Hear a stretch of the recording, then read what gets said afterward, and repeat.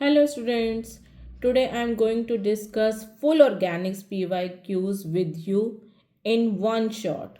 So stay with me and revise your concept. Let's begin. Which of the following halides undergoes hydrolysis most easily?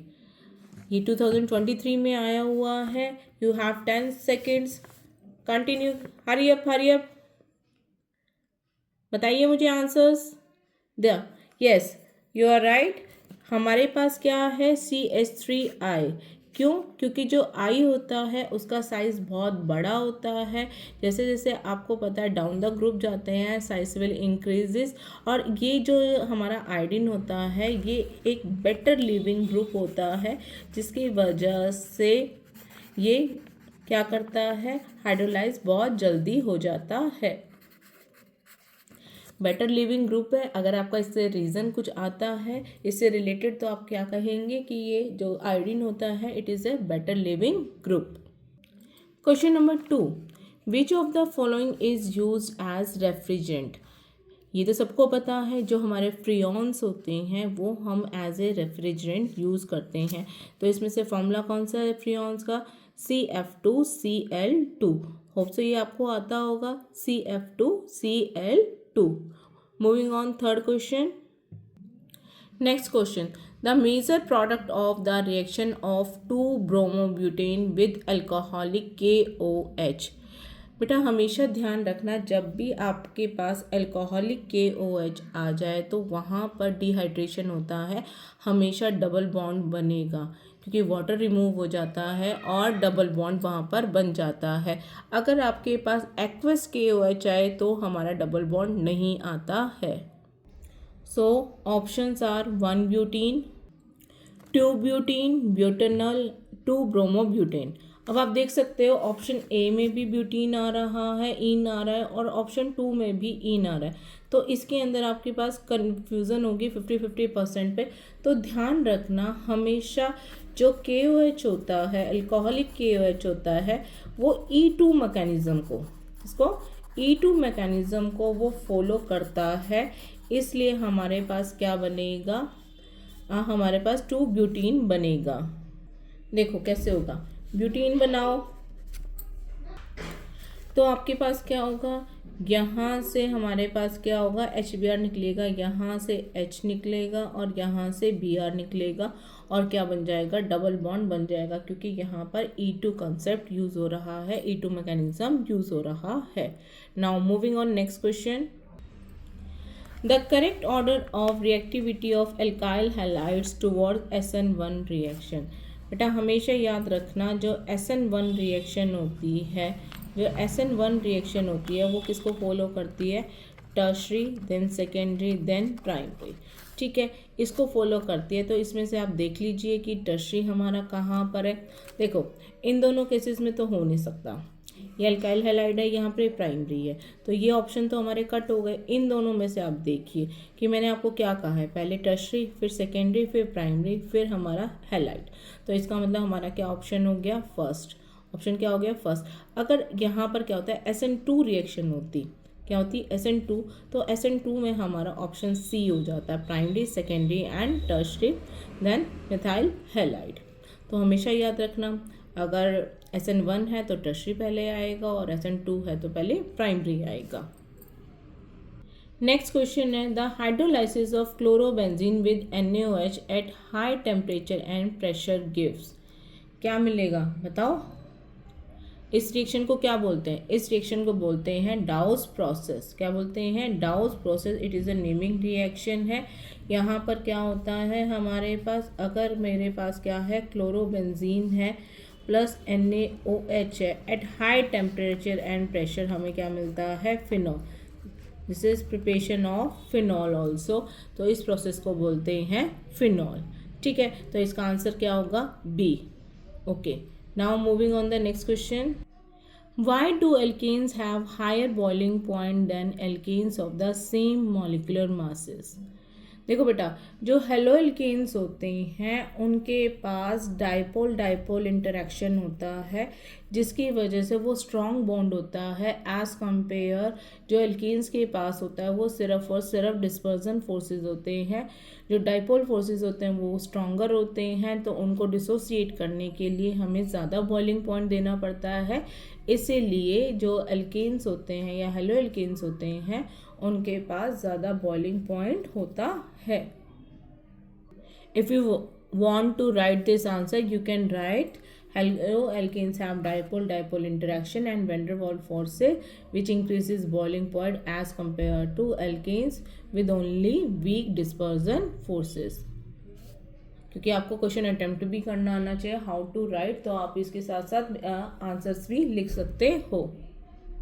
Next question, right the IUPAC name of CH3 CHBr CH3। It is so easy, 1 2 3। ठीक है, 1 2 3 आप किधर से भी ले लीजिए, ये mid में ही आ रहा है, तो क्या हो जाएगा 2 bromopropane, 2 bromopropane. Okay, next question, what happens when ethyl chloride reacts with aqueous KOH।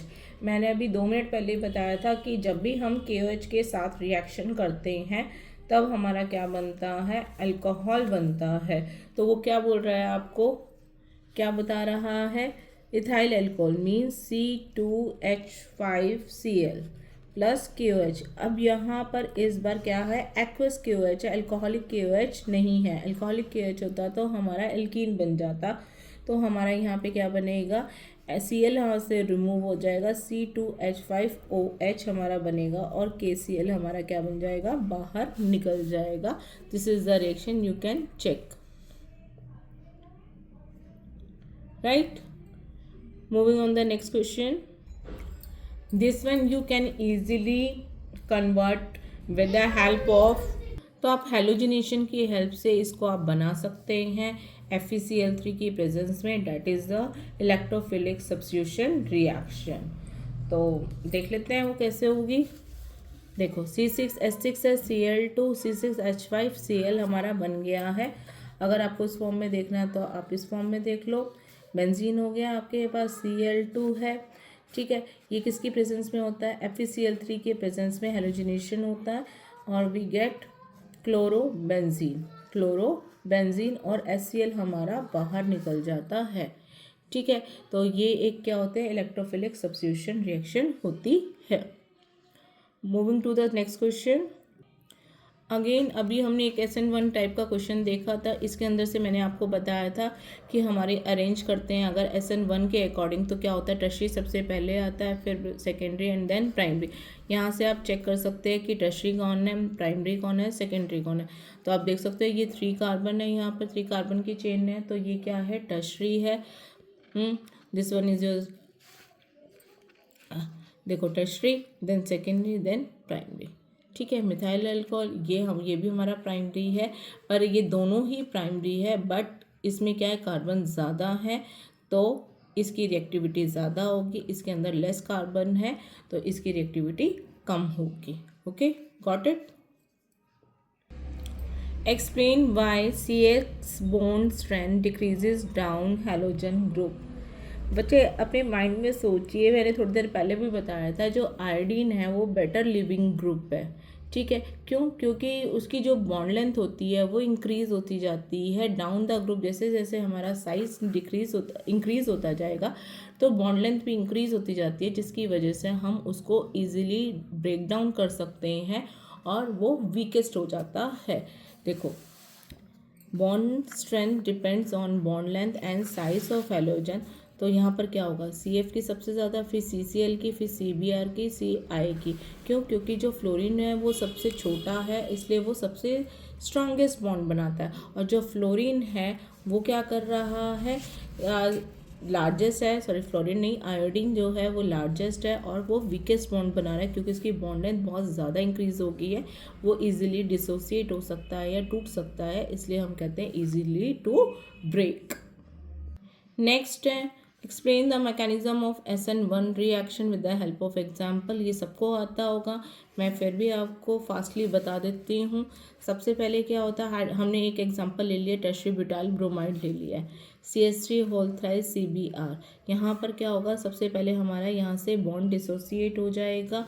Bond dissociate हो जाएगा तो ये कार्बोकैटायन बन जाएगा और Br माइनस हमारा क्या होगा, बाहर निकल जाएगा। अब क्या होगा, न्यूक्लियोफिल अटैक होगा वाटर का, जो कार्बोकैटायन है CH2OH, आपको तो वाटर जो होगा डिसोसिएट हो जाएगा H प्लस OH माइनस में। ठीक है, अब क्या होगा, जो OH माइनस होगा वो कार्बोकैटायन के पास चला जाएगा और H प्लस हमारा बाहर निकल जाएगा। ओके तो मैंने अभी आपको थोड़ी देर पहले बताया था कि जो अगर आपके पास, ये हमने टर्शरी का ही एग्जांपल क्यों किया है, क्योंकि जो SN1 रिएक्शन है उसकी रिएक्टिविटी होती है टर्शरी, सेकेंडरी एंड प्राइमरी। तो जो टर्शरी है, जो टर्शरी कार्बोकैटायन बनेगा वो फेवर करेगा SN1 रिएक्शन को। अगर प्राइमरी लेते तो वो SN1 रिएक्शन को फेवर नहीं करता। तो आपको ध्यान से आपको एग्जाम्पल चूज़ करना है कि कौन फेवरेबल है, कौन फेवरेबल नहीं है। Don't get confuse in this. Next question is this: how does the presence of electron withdrawing group affects nucleophilic substitution in aryl halides? कि एराइल हैलाइड्स में हमारे पास क्या होता है, जो इलेक्ट्रॉन विड्रॉइंग ग्रुप अगर लगा होगा तो हमारी न्यूक्लियोफिलिक सब्स्टिट्यूशन रिएक्शन को वो फेवर कैसे करता है। बेटा इसमें क्या होता है, सबसे पहले जो इलेक्ट्रॉन विड्रॉइंग ग्रुप्स होते हैं वो इंटरमीडिएट कार्बो अनायन को स्टेबलाइज कर देते हैं। क्या करते हैं, इट स्टेबलाइजेज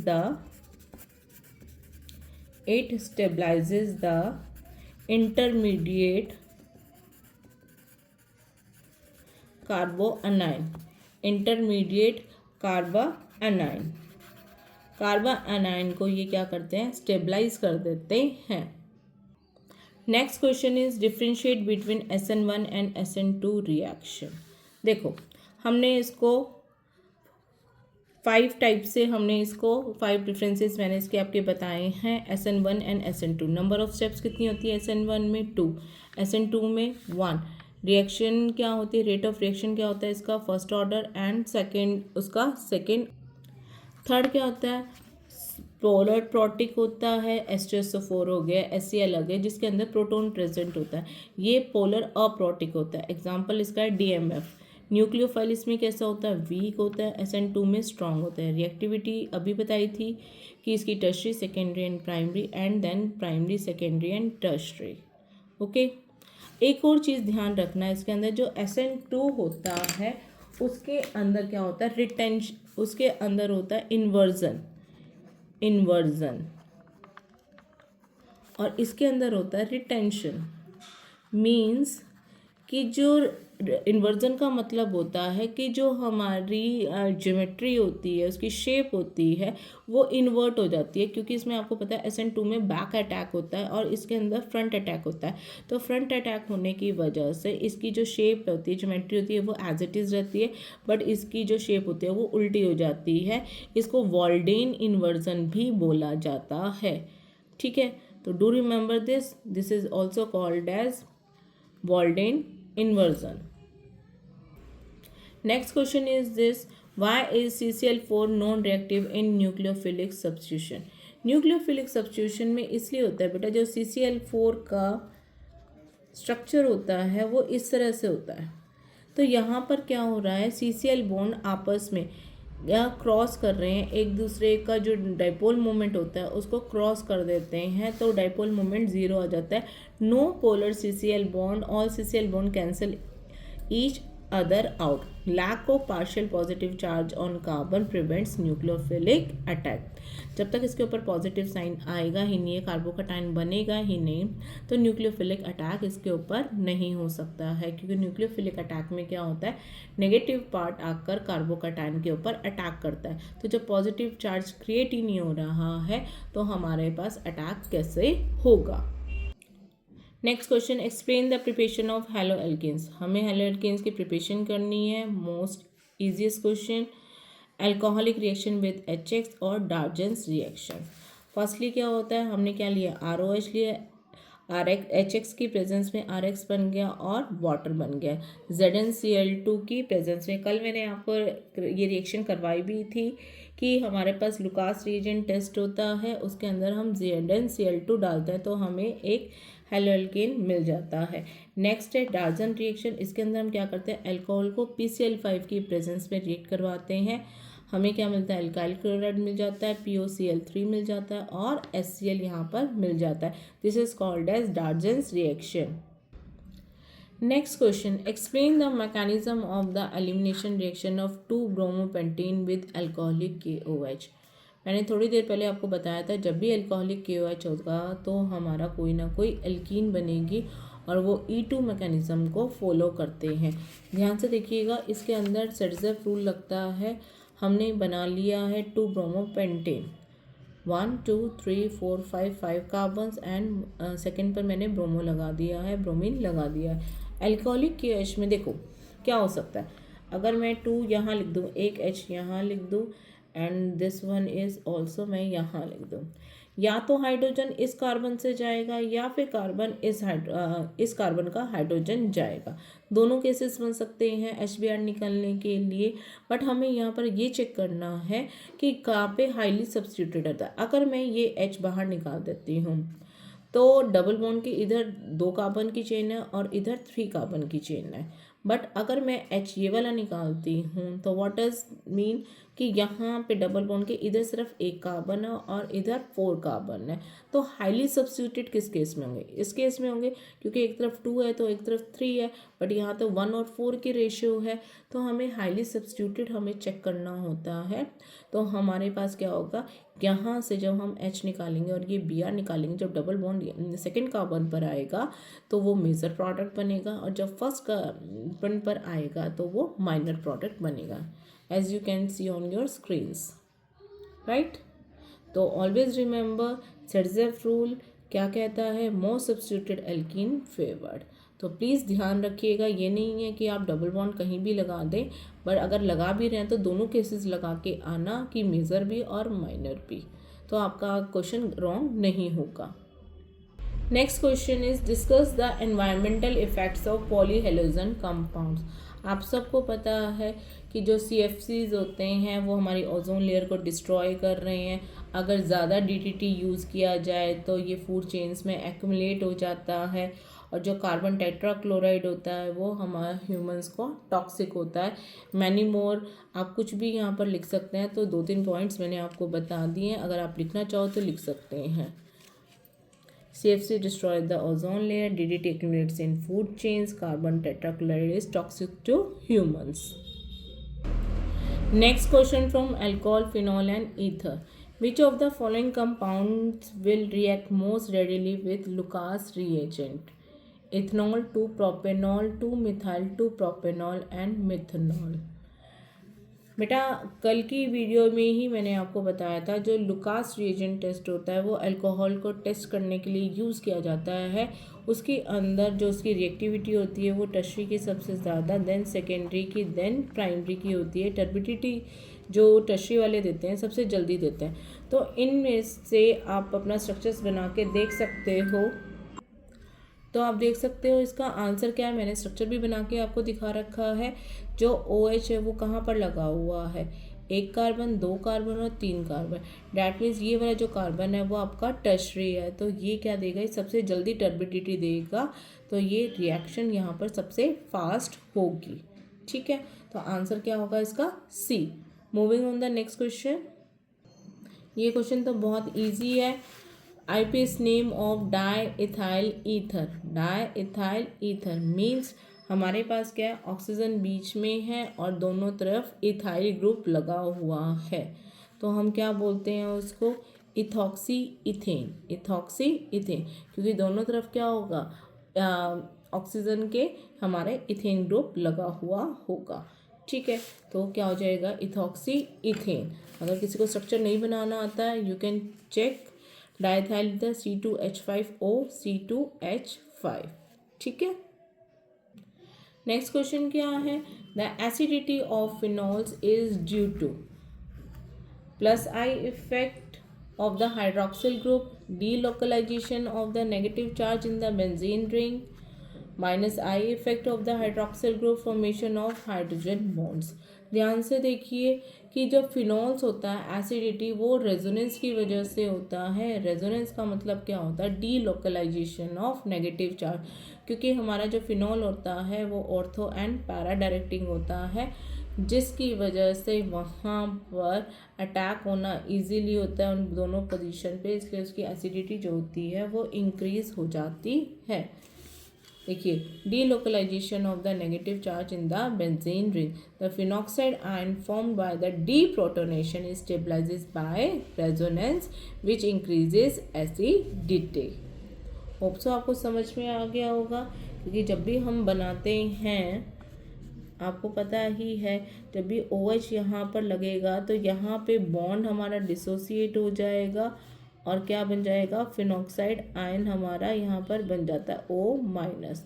ठीक है, तो ये जो हमारा नेगेटिव चार्ज है ये हमारा क्या करेगा? डीलोकलाइज करेगा रिंग के अंदर, जिसकी वजह से रेजोनेंस की वजह से वो स्टेबलाइज हो जाता है।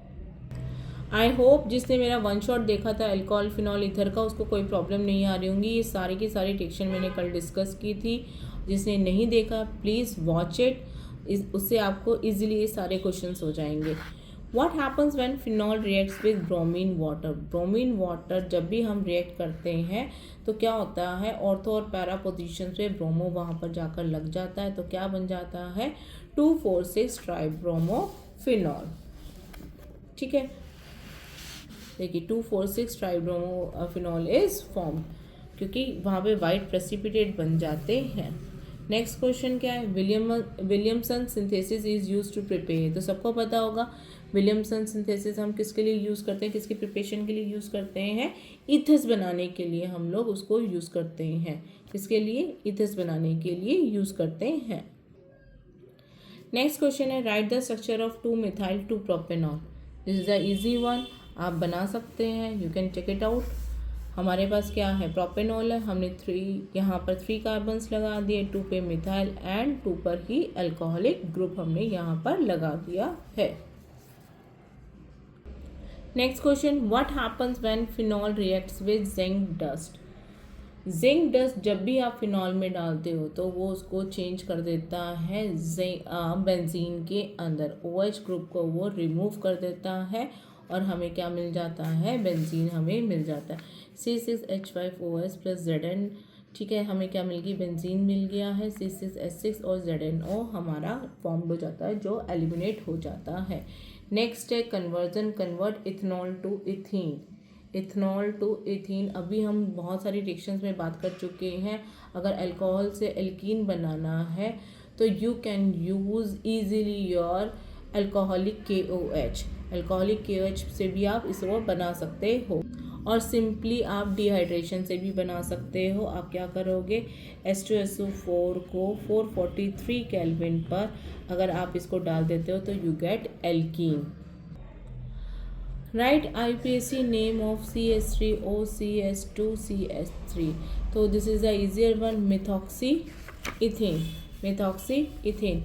नेक्स्ट क्वेश्चन है arrange the following in increasing order of acidity, ethanol, water and phenol. बेटा फिनॉल अभी मैंने आपको बताया था, क्योंकि रेजोनेंस से स्टेबलाइज हो जाता है तो उसकी एसिडिटी सबसे ज़्यादा होती है, देन वाटर की, देन इथेनॉल की। ओके, देन इथेनॉल की। Same question again in 2023, why is phenol is more acidic than alcohols. अभी बताया गया था जो फिनॉक्साइड आयन है जैसे ही वो बनता है वो रेजोनेंस के थ्रू स्टेबलाइज हो जाता है, बट अल्कोहल्स के अंदर कोई भी रेजोनेंस स्टेबलाइजेशन नहीं होती है, इस वजह से वो क्या हो जाते हैं? लेस एसिडिक हो जाते हैं। बच्चे ये वन शॉट है इसलिए मैं थोड़ा फास्ट करवा रही हूँ। अगर आपको डिटेल वीडियो देखनी है तो आप देख सकते हैं चैनल पर जाकर, बट अभी हम फास्ट कर रहे हैं जिससे हमारा सिलेबस कंप्लीट हो जाए। How does alcohol react with sodium metal, sodium metal के साथ कैसे रिएक्ट करता है। हमने अल्कोहल ले लिया, इथेनॉल ले लिया, एग्जाम्पल में एनिड लिया, तो हमारा क्या बन जाता है, सोडियम एथॉक्साइड हमारा बन जाता है, C2H5ONa प्लस हाइड्रोजन गैस हमारी बाहर निकल जाती है। तो कभी भी ध्यान रखना, चाहे वो बेंजीन के साथ हो, मीन्स फिनॉल के साथ हो, या फिर आपका अल्कोहल के साथ हो, हमेशा वहाँ पर क्या बन जाता है, सोडियम फिनॉक्साइड बन जाता है। यहाँ पे सोडियम अल्कोक्साइड, आप जो भी आप एग्जांपल ले रहे हैं वो बन जाता है और हाइड्रोजन गैस हमारी रिलीज हो जाती है। नेक्स्ट है mechanism of the ethanol to ethene, means dehydration की हमारे पास क्या है, रिएक्शन है। फर्स्ट स्टेप इसके अंदर क्या होती है, protonation. Ethanol गेव्स proton from acid, मैंने एक इथेनॉल बना दिया है, you can right over H here, this is your ethanol. यहाँ पर क्या आ रहा है, मेरे पास प्रोटोन आ रहा है एक एसिड से, वो क्या करता है, H प्लस है, तो ये लोन पेयर्स की तरफ अट्रैक्ट हो जाता है। लोन पेयर जो ऑक्सीजन है इसे अपने इलेक्ट्रॉन्स प्रोवाइड कर देता है, तो ऑक्सीजन के ऊपर तो पॉजिटिव चार्ज आ जाता है और ये हमारा एक प्रोटोनेटेड अल्कोहल यहाँ पर बना लेता है। नेक्स्ट सेकंड स्टेप में क्या होता है, जो ऑक्सीजन है अपने ऊपर पॉजिटिव चार्ज नहीं रखता है, वो कार्बन से अपने इलेक्ट्रॉन्स को ले लेता है, उसके इलेक्ट्रॉन्स को तो क्या बना देता है, कार्बोकैटायन बना देता है और वाटर को बाहर एलिमिनेट कर देता है। इन द लास्ट स्टेप क्या होता है, जो कार्बन है, जो नेक्स्ट कार्बन है, कार्बोकैटायन से नेक्स्ट कार्बन है, वो क्या करता है, हाइड्रोजन को बाहर निकाल देता है और अपना इलेक्ट्रॉन दे देता है और यहाँ पे एक डबल बॉन्ड क्रिएट कर देता है और H प्लस को बाहर निकल जाता है, जिससे ये चेन दोबारा हमारी चलती जाती है और हमें क्या मिल जाता है, एक एल्कीन मिल जाता है। ओके, तो डिहाइड्रेशन रिएक्शन हम इसलिए बोलते हैं, इसमें वाटर की एलिमिनेशन हो रही है। ये H प्लस तो जो है प्रोटोन है वो तो हमारा साइकिल में यूज़ हो रहा है, बट आपने सेकंड स्टेप में देखा था यहाँ पर वाटर की एलिमिनेशन हो रही है, that's why this reaction is called as dehydration. Again इस टाइप का क्वेश्चन आ रहा है, तो ये क्वेश्चन बहुत इंपॉर्टेंट है, एसिडिटी ऑफ फिनॉल आप अच्छे से कर लेना। देखो क्वेश्चन का फॉर्मेट चेंज है बट आंसर इसमें सेम ही आ रहा है। How do electron withdrawing and electron donating group affects the acidity of phenol. 3-4 question हम देख चुके हैं अलग अलग टाइप से, तो इसमें सेम क्वेश्चन वही आएगा। जो फिनॉक्साइड आयन जब हमारा बन जाता है तो वो रेजोनेंस से हमारा क्या हो जाता है, स्टेबलाइज हो जाता है, जिसकी वजह से एसिडिटी इंक्रीज हो जाती है फिनॉल की। अगर आप लिखना चाहते हो तो यू कैन राइट और you can take screenshot. Next है differentiate between symmetrical and unsymmetrical ethers. देखो सिमेट्रिकल ईथर्स वो होते हैं जो ऑक्सीजन के साइड में, दोनों साइड में अगर कार्बन नंबर सेम है तो वो सिमेट्रिकल होते हैं। अगर कार्बन चेन जो है वो हमारे अनइक्वल है, मीन्स एक साइड 1 हो गया और एक साइड 2 हो गई, या एक साइड 2 है एक साइड 3 है, तो मीन्स अनसिमेट्रिकल हो जाता है, तो that are called as unsymmetrical ether. You can take the example also, diethyl ether and methoxy, ठीक है, मेथॉक्सी इथेन। तो आप देख सकते हो इधर एक कार्बन है, इधर 2 कार्बन है और इधर दोनों सेम है। Okay, next question, explain Williamson ether synthesis with an example. Example के साथ विलियमसन ईथर सिंथेसिस बताइए। इसका बी पार्ट है, right A reaction for the preparation of phenol from benzene. Williamson ether synthesis, हम इसमें क्या ले रहे हैं, सोडियम इथॉक्साइड हम ले रहे हैं और एक हमने एल्काइल हैलाइड ले लिया है। तो क्या होता है हमारे पास Na और X हमारा बाहर निकल जाएगा और ये R यहाँ जाके अटैच हो जाएगा। एग्जाम्पल ले लीजिए, C2H5ONa हमने ले लिया, CH3Cl, तो यहाँ पर क्या होगा, O और Na के बीच में डिसोसिएशन होगा, यहाँ पर भी डिसोसिएशन, NaCl बाहर रिमूव हो जाएगा और हमारा क्या बन गया, मेथॉक्सी इथेन हमारा बन गया, that is a ether. Next example हमें कहा गया preparation of phenol from benzene. Phenol बनाना है, हम लोगों ने क्या किया, बेंजीन ले लिया है। बेंजीन का स्ट्रक्चर आप सबको पता ही है, बेंजीन ले लिया है, सल्फ्यूरिक प्लस NaOH, NaOH की प्रेजेंस में हमारा फिनॉक्साइड आयन बन जाएगा, सोडियम फिनॉक्साइड। उसके बाद जब हम हाइड्रोलाइसिस करेंगे तो हमारे पास क्या बन जाएगा, फिनॉल। क्या बनेगा, फिनॉल, यहाँ पे हमारा फिनॉल बन जाएगा। नेक्स्ट ये क्वेश्चन रिपीटेड है, बट ये पहले 2021 में भी आया हुआ, 22 में भी आया हुआ है। Explain electrophilic substitution in phenol with bromine water. मैंने आपको बताया था कि क्या होता है, फिनॉल जो होता है ये क्या हो जाएगा, ऑर्थो एंड पैरा डायरेक्टिंग होता है। जैसे Br2 के साथ आप डालेंगे तो हमें क्या मिल जाएगा, तीनों पोजीशन पे ये मिल जाता है। यहाँ पर तो OH रहेगा ही रहेगा, यहाँ पर Br, यहाँ पर भी ऑर्थो पोजीशन पे, पैरा पोजीशन पर भी अगेन ऑन ऑर्थो, तो 2,4,6 ट्राइब्रोमो फिनॉल मिल जाता है। It is a white precipitate. Okay, next question है, what happens when ethanol reacts with concentrated H2SO4 at 140 degree Celsius and 170 degree Celsius.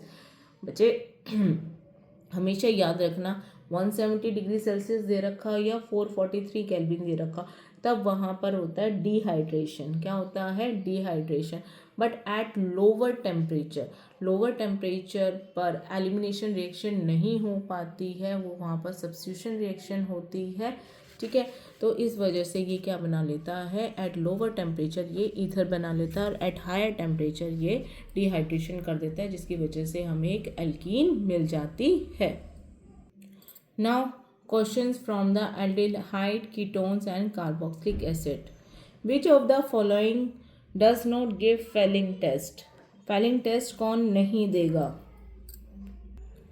जो benzaldehyde है वो हमारा फेलिंग टेस्ट नहीं देगा। ये याद रखना कि अगर आपके पास डिस्टिंग्विश बिटवीन भी आ जाए तो आप लिख सकते हो कि जो बेंजल्डिहाइड होता है वो आपका फेलिंग टेस्ट नहीं देता है, इथेनॉल आपका फेलिंग टेस्ट देता है।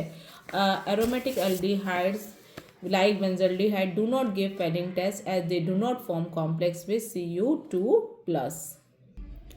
This is the easier one.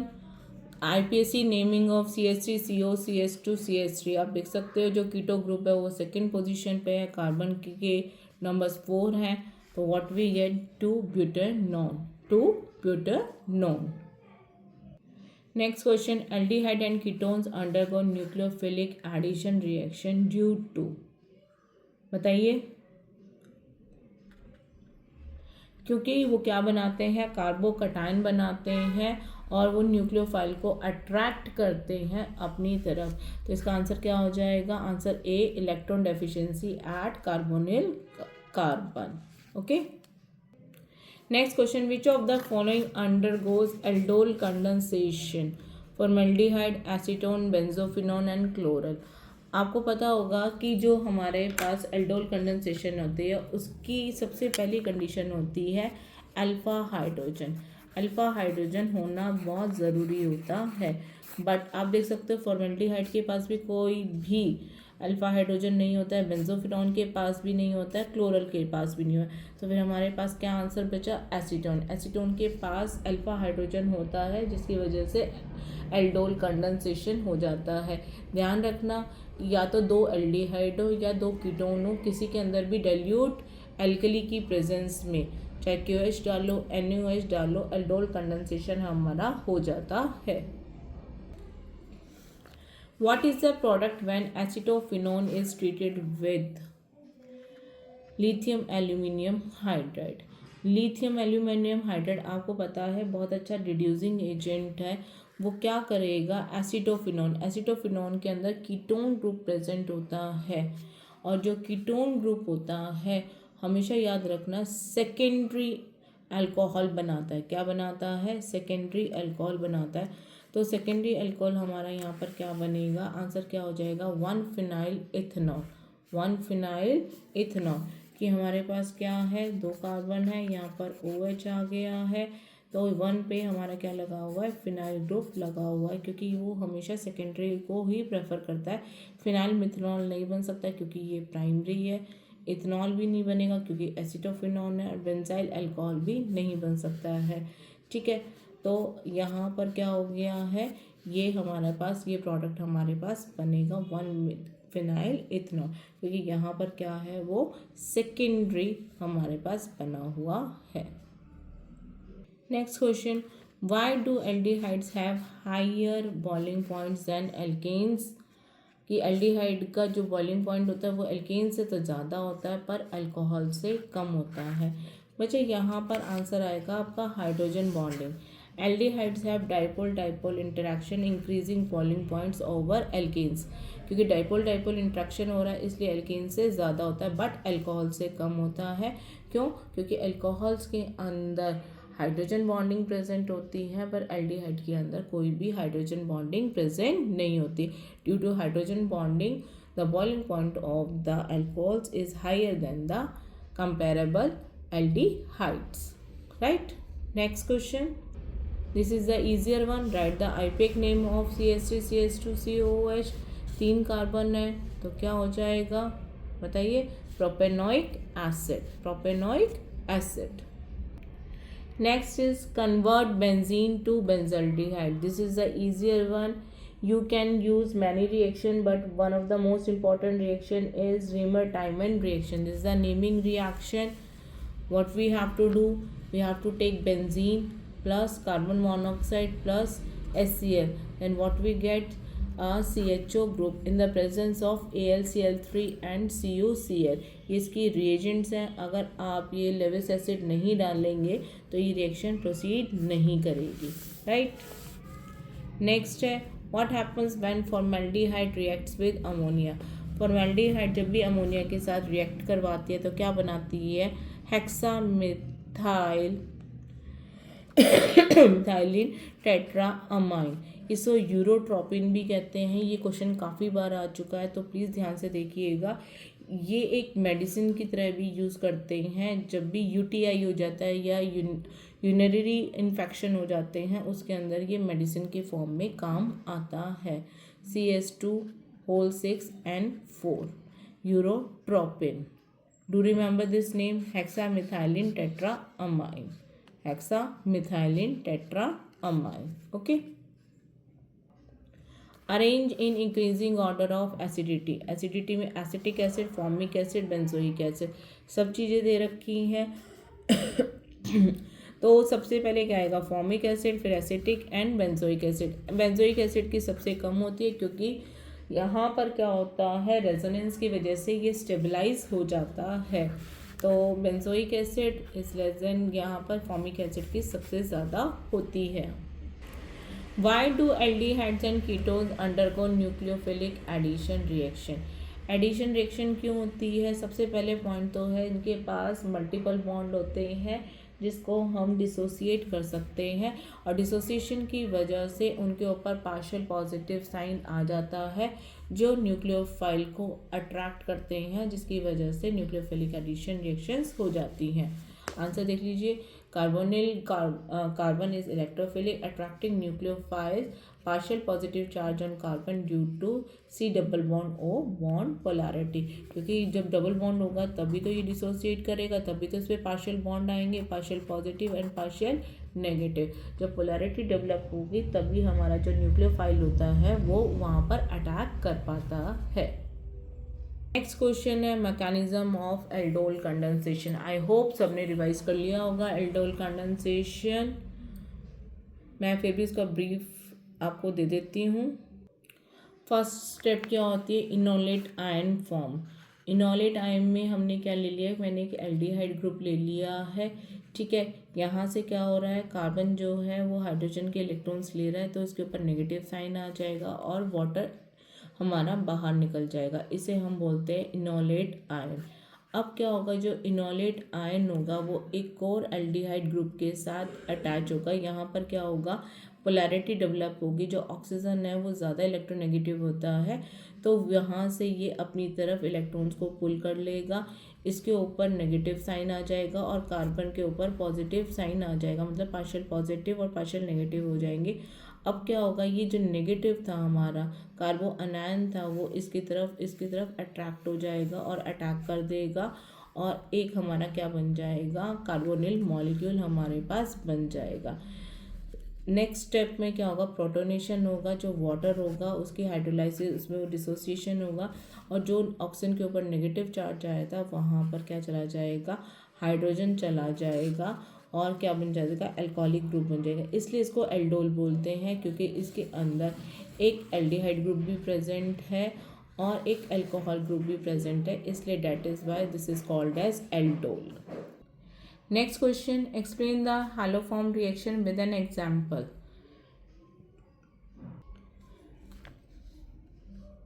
हमने क्या ले लिया, CH3CO ले लिया, एसीटोन हमने ले लिया। एसीटोन को अगर हम आयोडीन के साथ रिएक्ट करवाते हैं NaOH की प्रेजेंस में तो हमें क्या मिल जाता है, CHI3 मिल जाता है। ये एक येलो प्रेसिपिटेट होता है, ठीक है। और हमें CH3CONA हमें मिल जाता है, NaI भी मिल जाता है और वाटर भी मिल जाता है।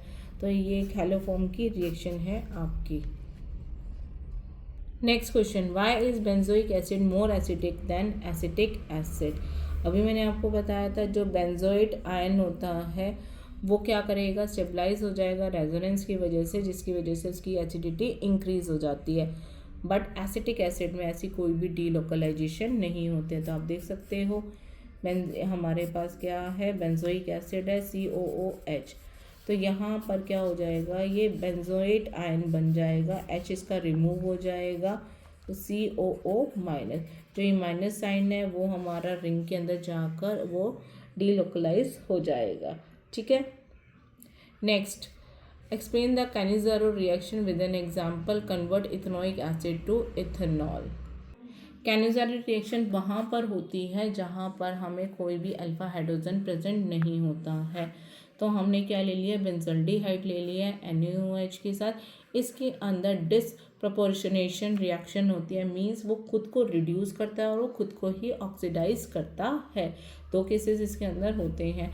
तो यहाँ पर क्या हो रहा है, COO माइनस Na हो रहा है, एक बार रिड्यूस कर रहा है, एक बार वो ऑक्सीडाइज अपने आप को कर रहा है, ठीक है। This is your Cannizzaro reaction. Next उसने दे रखा था कि हमने क्या करना है, एसिटिक एसिड को इथेनॉल के अंदर चेंज करना है। तो हम इसकी रिडक्शन करवा सकते हैं, मींस एक ऑक्सीजन को हमें बाहर निकालना है और हाइड्रोजन को निकालना है।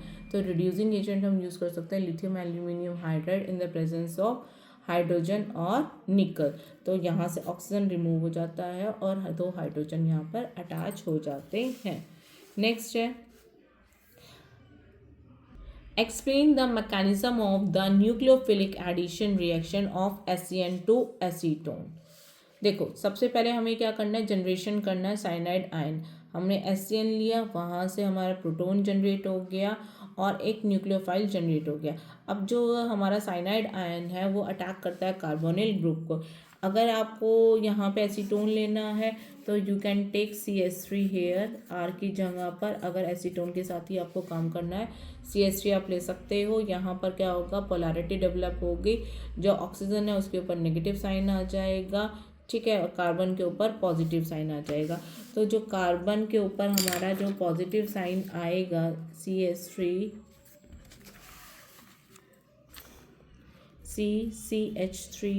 तो कार्बन के ऊपर नेगेटिव, ठीक है। अभी ऑक्सीजन के ऊपर माइनस साइन, तो क्या होगा, जो हमारा साइनाइड आयन है वो यहाँ पे अटैक करेगा और क्या बन जाएगा, RCNO माइनस। अब जो H हमारा बचा था वो इसको O को अप्रोच करेगा और क्या बना देगा, हमारा साइनोहाइड्रेन। H यहाँ पर O के पास चला गया, R या फिर CH3 आप ले सकते हो, एसीटोन के एग्जाम्पल ले रहे हैं तो हम, ठीक है। CN तो हमारा लग ही चुका था, अब O के पास H आ गया है। This is called as cyanohydrin, okay. Mechanisms को प्लीज़ ध्यान से देखिएगा, इसकी प्रैक्टिस कीजिएगा, अदरवाइज आपको नहीं आएंगे। नेक्स्ट है, write the reaction carboxylic acid with PCl5 and aldehyde with ammonia. हमने कोई भी कार्बोक्सिलिक एसिड ले लिया, PCl5 के साथ हमारा क्या बन गया है, एसिड क्लोराइड्स हमारा बन गया है, CH3COCl हमारा बन गया, POCl3 बाहर निकल गया और हमारे पास क्या है, HCl भी बाहर निकल गया। नेक्स्ट, अभी मैंने यूरोट्रोपिन की आपको रिएक्शंस करवाई थी, वही है। एल्डिहाइड के साथ हमने जब अमोनिया रिएक्ट करते हैं तो CH2 6N4 बन जाता है, हेक्सामिथाइलिन टेट्रा अमाइन, यूरोट्रोपिन इसको बोलते हैं। तो ये काफ़ी बार ये क्वेश्चन आता है, इसको प्लीज़ आप अच्छे से देखिएगा। Next question from the chapter amines, which among the following is the least basic amine. Least basic, आपको पता है कि जब भी रेजोनेंस होता है वो क्या करता है, एसिडिक करेक्टर को इंक्रीज कर देता है। जब एसिडिटी इंक्रीज हो रही है तो डैट मीन्स बेसिसिटी डिक्रीज कर रही है। तो we have the answer aniline, we have the answer aniline, क्योंकि यहीं पर रेजोनेंस होगा जिसकी वजह से वो स्टेबलाइज हो जाएंगे और एसिडिटी इंक्रीज हो जाएगी, बेसिसिटी डिक्रीज हो जाएगी, right. Next question, which reagent is use to distinguish between primary, secondary and tertiary amine. This is the most important question. इसकी आपको रिएक्शन अच्छे से आनी चाहिए, इसका डिस्टिंग्विश बिटवीन अच्छे से आना चाहिए, तो इसको आप अच्छे से ध्यान देके कर लीजिएगा। Fehling solution, Hinsberg reagent, Lucas reagent, Benedict solution. सबको पता है हम क्या यूज़ करते हैं, हाइंसबर्ग रिएजेंट यूज़ करते हैं, जिससे वजह से हमें पता चल जाता है which one is primary, secondary और टर्शियरी, ठीक है। तो हम उसको कैसे डिफ्रेंशिएट करते हैं, उसकी सॉलिडिटी को टेस्ट करके। The product of Hofmann-Bromide reaction, primary amine, secondary amine, tertiary amine और the amide क्या होता है, आंसर क्या है, प्राइमरी अमाइन। जब भी हम हॉफमैन-ब्रोमाइड रिएक्शन करते हैं तो वो प्राइमरी अमाइड्स में चेंज हो जाता है। This is the easier one, which of the following is an aromatic amine. Aromatic कौन होता है, जिसके साथ बेंजीन रिंग लगी होती है, तो हमारा आंसर क्या हो जाएगा, सी, एनिलीन। नेक्स्ट क्वेश्चन है, what happens when aniline reacts with bromine water. Bromine water के साथ रिएक्ट करेंगे तो क्या बनेगा, मोनोब्रोमिनेशन होगा, ट्राइब्रोमिनेशन होगा, कोई भी रिएक्शन नहीं होगी, या फिर फॉर्मेशन ऑफ बेंजाइल ब्रोमाइड। बेटा अभी बताया था थोड़ी देर पहले भी कि इसके अंदर क्या होता है, जब भी हम ब्रोमीन वाटर डालते हैं तो ऑर्थो और पैरा दोनों पोजीशंस पे वो लगता है, मीन्स ट्राइब्रोमिनेशन हमारा वहाँ पर हो जाता है कि जब भी एनिलीन रिएक्ट करता है ब्रोमीन के साथ तो वो क्या बनाता है, चाहे वो फिनॉल के साथ हो चाहे वो एनिलीन के साथ हो, दोनों के साथ वो क्या बनाता है, 2,4,6 ट्राइब्रोमो एनिलीन, और वहाँ पर हमारा क्या था, फिनॉल, और ये वाइट प्रेसिपिटेट देता है। Arrange the following in increasing order of basic strength, NH3 aniline and CH3 NH2। Answer क्या है हमारे पास, देखो इसके अंदर क्या एनिलीन है, CH3 NH2 है, ठीक। ये रेजोनेंस की वजह से क्या होगा, अभी बताया था कि भाई इसकी जो बेसिक स्ट्रेंथ होगी वो डिक्रीज हो जाएगी, उसके बाद अमोनिया की, फिर हमारी CH3 NH2 की।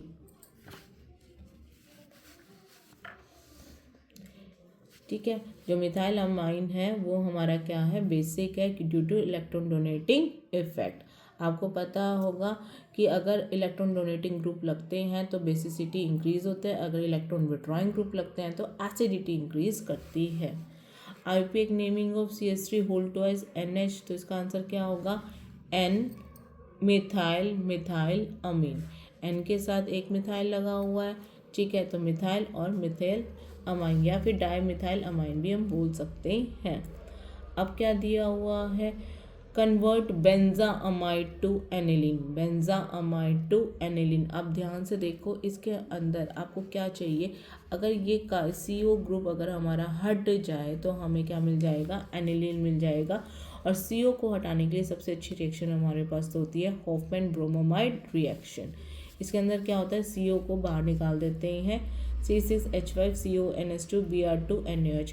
देखो इसकी ट्रिक ना इसी के अंदर है, हॉफमैन आप खुद भी देख सकते हैं, लास्ट के 2 अक्षर ले लो, Na और OH, Na और OH, इसके अंदर इसका मतलब क्या डलेगा, NaOH डलेगा। ब्रोमा अमाइड है तो ब्रोमीन डलेगा और अमाइड के साथ ये रिएक्ट करेगा, क्योंकि बेंजा अमाइड है तो this is your amide group CONS2। तो यहाँ से भी आप थोड़ा सा ध्यान रख सकते हैं इस रिएक्शन में क्या क्या रिएजेंट डलेंगे। तो क्या होता है, जो CO ग्रुप होता है वो बाहर निकल जाता है सोडियम कार्बोनेट की फॉर्म में, और NaBr भी हमारा बाहर निकल जाता है, वाटर भी रिलीज हो जाता है, और क्या बन जाता है, सिर्फ हमारा क्या बच जाता है, जो CO हटाने के बाद है एनिलीन हमारा यहाँ पर बच जाएगा। ओके, नेक्स्ट रिएक्शन है, what happens when ethylamine reacts with nitrous acid. Ethylamine को जो हम नाइट्रस एसिड के साथ करते हैं तो क्या बनता है, अल्कोहल बन जाता है, C2H5NH2। नाइट्रस एसिड के साथ क्या होगा, OH यहाँ से हमारा लग जाएगा, N2 गैस बाहर निकल जाएगी, वाटर रिलीज हो जाएगा। जो प्राइमरी अमाइंस जब भी रिएक्ट करते हैं तो अल्कोहल और नाइट्रोजन गैस हमारा बन जाता है। Next, arrange in increasing order of boiling point. देखो भाई, बॉइलिंग पॉइंट सबसे ज़्यादा किसका होगा? इथाइलअमीन का, क्योंकि जितनी ज़्यादा हाइड्रोजन बॉन्डिंग होगी उतना ही ज़्यादा हमारे पास क्या होगा? बॉइलिंग पॉइंट होगा। ट्राईइथाइल में हमारे पास हाइड्रोजन बॉन्डिंग सबसे कम है, फिर डाईइथाइल में, इथाइलअमीन में सबसे ज़्यादा हाइड्रोजन बॉन्डिंग प्रेजेंट है। This is all about your PYQs। Hope so आपकी प्रिपरेशन में ये हेल्प करेंगे। मुझे कमेंट करके बताइएगा अगर आपको और कोई PYQs अगर आपको करने हैं तो please comment me in the comment box. Bye bye.